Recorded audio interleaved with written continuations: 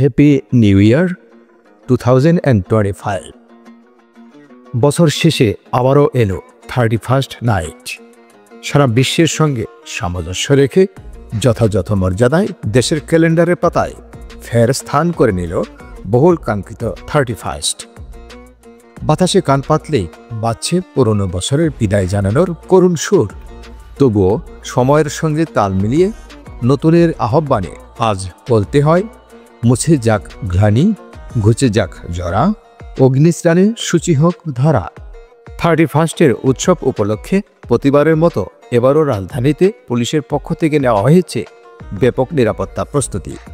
শান্তিপূর্ণভাবে আয়োজন সম্পন্ন করতে সম্মানিত নগরবাসীর কাছে সর্বাধিক সহযোগিতা প্রত্যাশা করা হচ্ছে বলে জানিয়েছে ডিএমপি।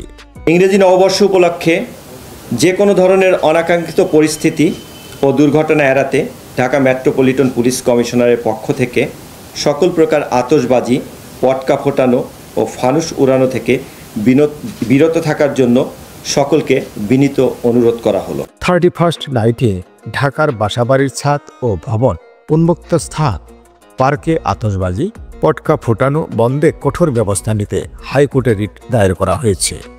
সোমবার সুপ্রিম কোর্টের আইনজীবী মোহাম্মদ আশরাফুজ্জামান এ রিট দায়ের করেন।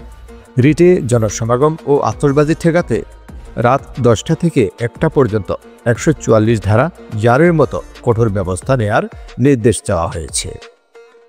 কিছু উগ্র উচ্ছৃঙ্খল ব্যক্তিরা বিভিন্ন জায়গায় তারা সমাবেশ করে সেখানে পটকা, আতশবাজি এবং বিভিন্ন কিছু ককটেল ফুটে জনমনে আতঙ্ক সৃষ্টি করে। শুধু এখানে শেষ নয়, ঢাকা শহর জুড়ে এবং বিভিন্ন সিটিতে ছাদে উঠে হাজার হাজার জনতা সেখানে পটকা, আতশবাজি, ককটেল, ফানুস এগুলি দিয়ে দ্বারা জনগণকে আতঙ্কিত করে তোলে। হাজার হাজার জনতা সেখানে ঘুম থেকে উঠতে বাধ্য হয় এবং বেশ কিছু সংখ্যক রুগী এবং বুড়ো বৃদ্ধ মানুষ, শিশুরা আতঙ্কিত হয়ে পড়ে এবং তারা ক্ষতিগ্রস্ত হয় এবং তারা স্বাস্থ্যগতভাবে ড্যামেজ হয় এবং এইগুলি আমরা বারবার এই আক্রমণের শিকার হচ্ছি এবং নগরবাসী সেখানে আতঙ্কগ্রস্ত হয়ে সারা রাত্রি কাটায়।